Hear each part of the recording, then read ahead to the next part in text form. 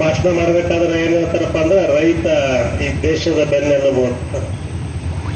ಅದ್ರ ಪರಿಸ್ಥಿತಿ ಏನಾಗಿದೆ ಅಂದ್ರೆ ರೈತರ ಬೆನ್ನು ಮುರಿದು ಮೂಡಾಮಟ್ಟಿ ಆಗಿಬಿಟ್ಟು ಅವ್ರು ಗೋಳು ಕೇಳೋರೇ ಯಾರೂ ಇಲ್ಲ. ಅವರೆಲ್ಲ ನಿಮ್ಮ ಸರ್ಕಾರಕ್ಕೆ ಈ ಬಿಟ್ಟಿ ಭಾಗ್ಯ ಕೊಡ್ರಿ ಅದು ಕೊಡ್ರಿ ಅಂತ ಕೇಳಿಲ್ಲ.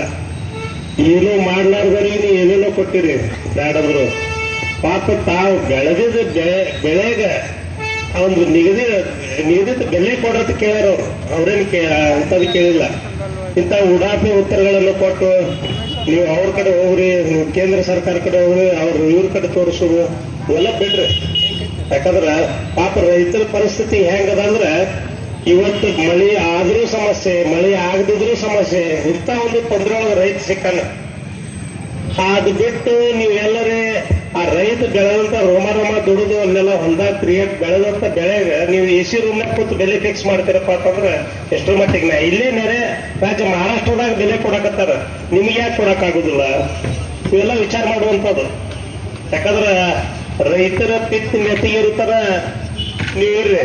ಅದ್ರಿಗೆ ಬರುವಂತ ದಿವಸಗಳಲ್ಲಿ ಇನ್ನೂ ಹೆಚ್ಚಿನ ಪ್ರಮಾಣದಲ್ಲಿ ಈ ಏನು ಬಿಜಾಪುರದಾಗ ಈಗೆಲ್ಲ ಅಷ್ಟೇ ಕರ್ನಾಟಕ ರಾಜ್ಯದಾಗ ಎಲ್ಲಿ ತಿರುಗಾಡ್ಲಕ್ ಬರ್ಲಾರ್ದಂಗ ಪರಿಸ್ಥಿತಿ ಆಗ್ಬಿಡ್ತದ.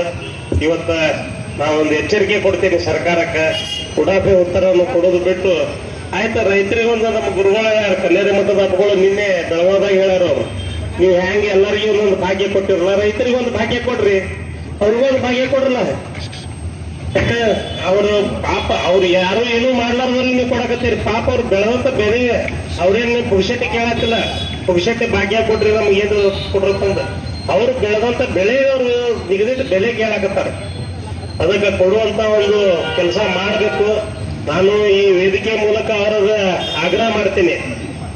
ಜಾರಕರ್ತ ನೀವು ಏನು ಈ ರೈತರ ಹೋರಾಟಕ್ಕೆ ಏನ್ರೆ ಸ್ಪಂದಿಸದೇ ಇದ್ರ ಬರುವಂತ ದಿವಸಗಳಲ್ಲಿ ದೊಡ್ಡ ಪ್ರಮಾಣ ನಷ್ಟ ಸರ್ಕಾರ ಅನುಭವಿಸ್ತದ. ಬರುವಂತ ದಿವಸಗಳಲ್ಲಿ ಇದೀಗ ತಾನೇ ನಮ್ಮ ಸಜ್ಜನ್ ಸಾವ್ಕಾರ ಹೇಳಿದ್ರು, ನೀವು ನಿಮ್ ಕಡೆ ನೀರ್ಲಿಲ್ಲಪ್ಪ ಅಂದ್ರೆ ರಾಜೀನಾಮೆ ಕೊಟ್ಟು ಹೋರಿ, ರಾಜೀನಾಮೆ ಕೊಟ್ಟು ಹೋರಿ ನಿಮ್ಮ ಮನೆಗೆ. ಅವೆಲ್ಲ ನಿಗಿಸುವಂತ ಶಕ್ತಿ ರೈತರಲ್ಲಿ ಐತೆ ಅನ್ನೋ ಮಾತನ್ನು ಈ ಸಂದರ್ಭದಲ್ಲಿ ಹೇಳಿ ನಾನು ಹೆಚ್ಚಿಗೆ ಮಾತನಾಡದೆ ಇನ್ನು ಈ ಹೋರಾಟ ಇನ್ನೂ ಉಗ್ರ ರೂಪ ತಾಳ್ತದ. ಸಾಕಷ್ಟು ಮಾಡಾಕ ಕೆಲಸದಲ್ಲಿ ನಿಮಗೆ ಬಿಟ್ಟು ಬೇರೆ ಬೇರೆದೇ ಮಾಡ್ಕೊಂಡು ಹೊಂಟಿರಿ.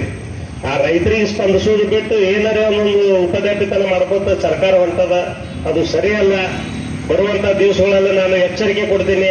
ಮುಂಬರುವ ದಿನಗಳಲ್ಲಿ ಈ ಹೋರಾಟ ಉಗ್ರ ಸ್ವರೂಪ ತೋತಪ್ಪ ಅಂತಂದ್ರ ನಿಮ್ಮ ನಿಧಿ ಕೆಡ್ತದ ಮತ್ತು ಸರ್ಕಾರ ಬೀಳ್ತದ.